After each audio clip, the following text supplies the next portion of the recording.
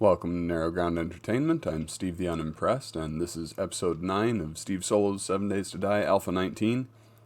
I actually remembered to start recording this time. I can tell because on my secondary computer screen it says I've already been recording for a minute. At least that means that I won't have to start this episode halfway through the day. The first thing I'm going to do in this episode is actually make a trip over to the trader, and I have traditionally cut out quite a bit of that because there isn't much that's interesting going on. We'll see whether the same remains true today. I know I need to utilize the quest system in this game more because there are quests that you can do up in the right hand side of my screen. You can actually see that I'm tracking one right now, which is one that I just found from a item that I picked up in the world. But the trader, you can also get quests from the trader. So I may have to engage in a little bit more of that. After that, I am going to try and experiment with this robotic sledge that I found in the previous episode and see what it does. I have not, it's been a couple of days, actually it's probably been a couple of weeks since I recorded the last few episodes. And in the intervening time, I have not looked up how to use this thing, which I undoubtedly could have. I'm sure there are other YouTubers in 7 Days to Die that have explained it completely by now. But I haven't looked it up. I'm just going to experiment with it and see if I can figure it out, and probably eventually resort to watching another YouTuber explain it when it confounds me totally. But you'll at least get to laugh at my attempts.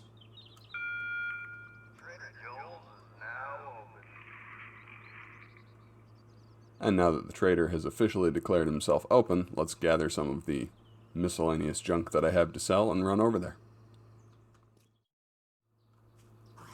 Actually, I hear a zombie shambling around, so let's try this thing out now.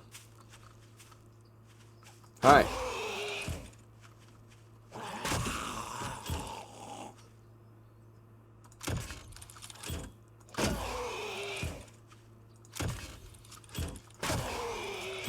It certainly seems to be pushing him around. I'm not sure how much damage it's actually doing, though.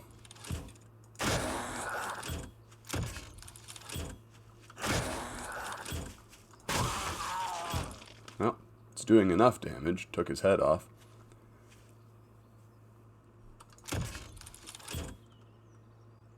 This might actually be quite useful to me as a melee weapon. It doesn't seem like it's a fast weapon, but it doesn't use any stamina. I've talked in the past about difficulties with fighting large groups of zombies with melee weapons when you kind of need stamina to swing, and you also need it to run away from the zombies when they get too close. So it might be worth keeping around just for that purpose. Might wind up replacing my baseball bat with this. Alright, here's No Trader loitering. Hugh. Yeah, I'm not loitering.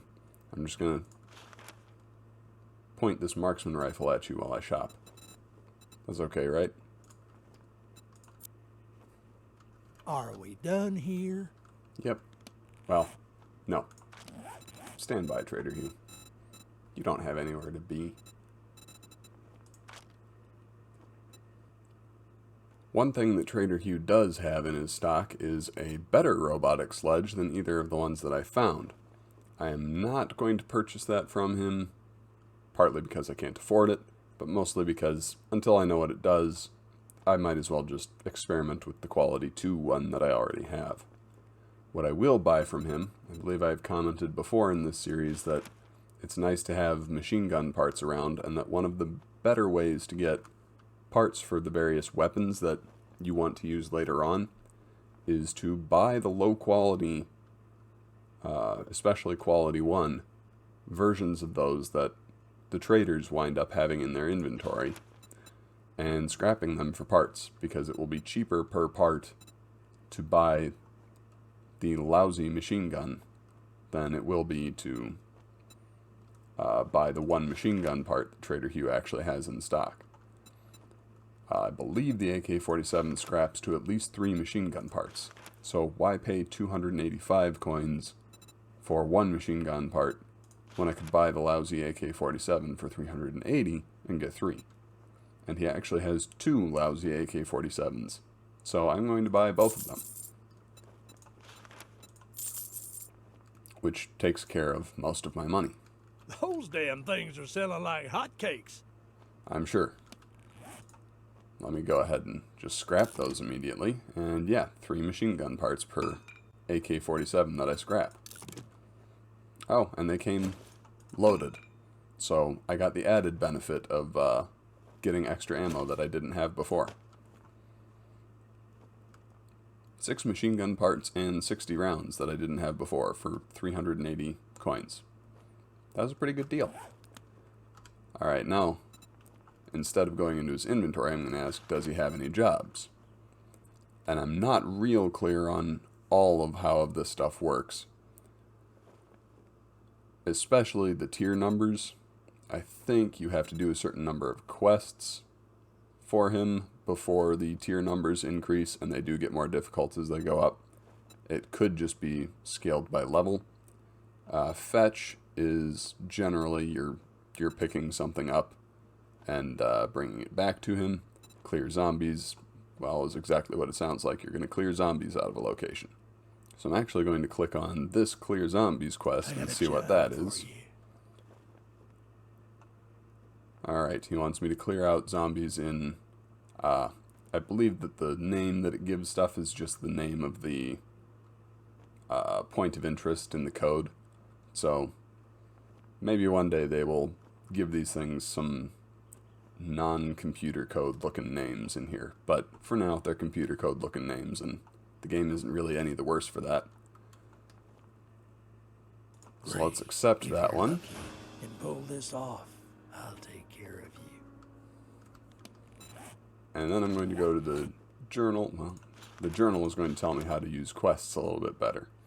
I'm going to go to the quest log after that and switch my tracker so that I'm tracking the tier 1 quest.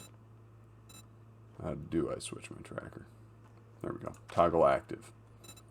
So that's the quest marker that's going to appear up in the top right corner of the screen and on the compass as your exclamation pointed objective. Let's go ahead and use some of that ammo that I just got from him. I have arrived at the cabin that is indicated by the quest, which has a flashing exclamation point outside of the building that you're supposed to clear. And when you press E to activate it, that activates the quest. I'm not sure if that respawns loot. I'm quite certain that it does respawn zombies. So if you have gone in recently and cleared this building, and I actually think I might have done this one or one very similar a couple episodes ago, it will respawn the zombies in the building. I'm not sure about the loot. So I'm going to go ahead and activate it.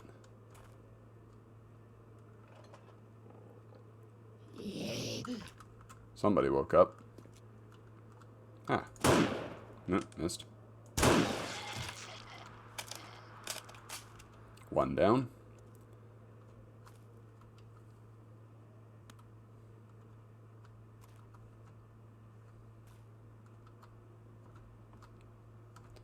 All the loot containers say untouched, so it looks like I have not been down here before. Either that or it does respawn loot, but this doesn't look quite like the one I remember doing. So I'm going to assume that I have not done in this cabin.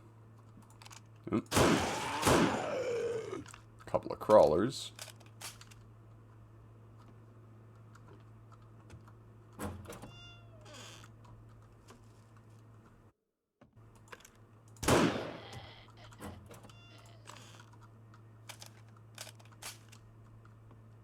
Anybody in the closet? Oh, this is actually the bathroom. I'm not sure if the objective markers that you get indicate remaining enemies, or if they just indicate the location that you need to reach. Looks like it indicated someplace that I had not yet cleared, but not an enemy specifically, because there were several up here. Now there are not, and my objective marker shows that I've completed the quest. I just have to return to the trader to get my reward, which I will do. But first, I am, of course, going to loot the joint. especially these. Hey, we found a better robotic sledge.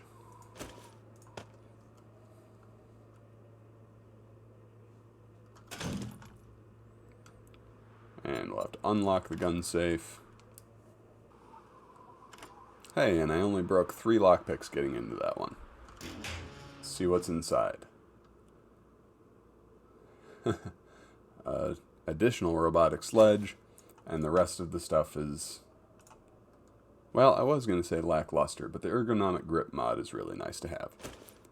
So it's always nice to find one of those. The trigger group full auto mod, I don't know about that.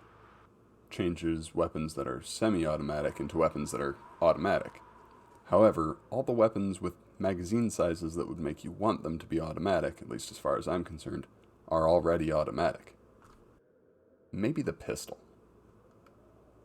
I'll probably wind up selling that one to Trader Joel.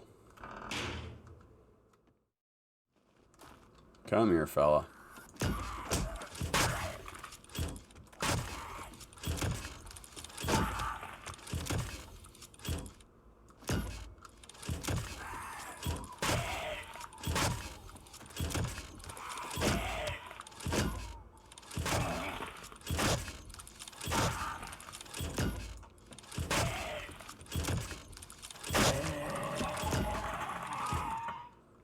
Okay, one thing I learned about the robotic sledge in the course of that fight is that you can just hold the button down. That might actually be true with other melee weapons as well, and I just don't do that because it uses up too much stamina. Good to know, though. I am very over-encumbered, so let's shamble back over to the trader, and maybe we can unload some of this garbage right away. Before we go back in and talk to the trader, one of the things that I'm definitely going to sell is one of these 2 Quality 3 robotic sledges that I picked up in that house. Before I do that, though, I'm going to compare their stats to see which one is better, because I want to keep the better one for myself. And the one on the left here down in my hotbar is slightly more melee damage and slightly more block damage with fewer attacks per minute and lower max health. However, I'm going to keep the one with better damage, and if I have to repair it slightly more often, fine. And I'm not going to repair that one right away. I'll repair that one when it breaks. But I will repair the one that I'm going to sell so that I get the best possible price for it. Well, I lost the bet on this one. Here's some money. Alright, when you complete the quests, you get experience, money, and you get to pick a secondary reward. I don't really need more structural brace mods, so I'm going to pick the Ranger's Guide to Archery book, because I haven't read it yet.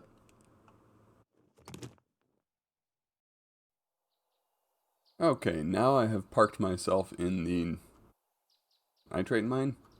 The nitrate mine. Because another thing that I want to do with this robotic sledge is experiment to see whether it's any good as a mining implement of any sort. So what I'm going to do, in order to do that, I am going to dig a little bit with this thing, and also dig a little bit with my pickaxe and my shovel, and see how fast this gets through a block of the same material, and also if I gather the same amount of the same resource with it. Which I sort of doubt, because it doesn't seem like it's going to be a good mining tool, but it's worth a try anyway. I have to find out.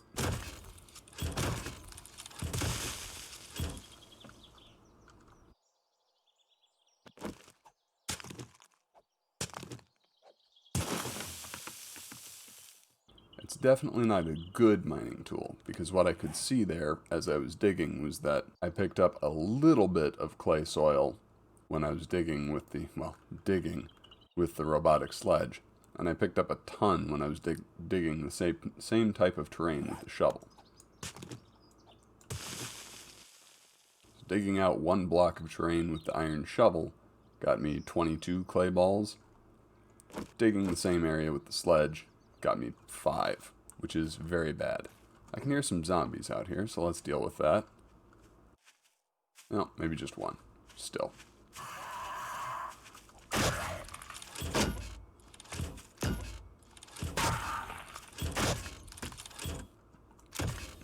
One of the benefits this thing has as far as a melee weapon, though, is that it pushes away and staggers the zombies that you hit with it.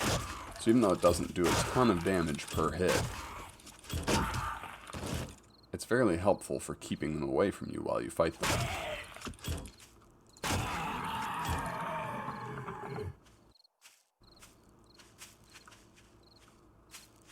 Again, probably more beneficial when there are a bunch of them than when you're just fighting one. Same with the stamina thing. But it's still substantially beneficial. Now, I am going to try this on rock. I don't think I want to waste any pieces of ore deposit by hitting them with this and have it... Like, it clearly has a much reduced yield and it doesn't do as much damage.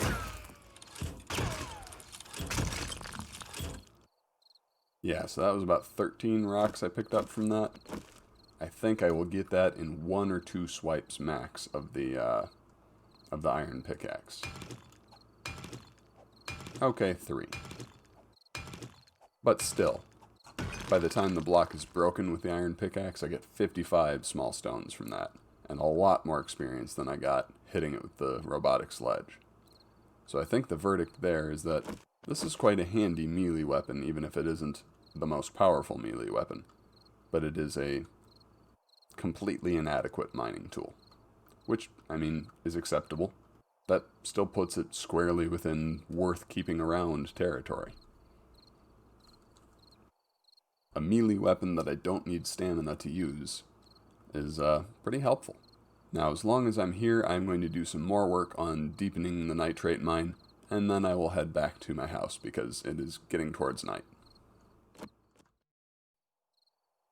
I am back at base. It is almost nightfall, and I have come to some conclusions about the robotic sledge, which is that I believe I am going to replace my baseball bat entirely with that, and leave the baseball bat behind now. We will see how good a decision that turns out to be in the future. I may have to reverse it, but for now, that's what I'm going to go with the robotic sledge. We'll see whether that turns out to be the best melee weapon for close quarters. I have the suspicion that it may not, but we'll at least try it out. I'm also going to start leaving the steel spear behind.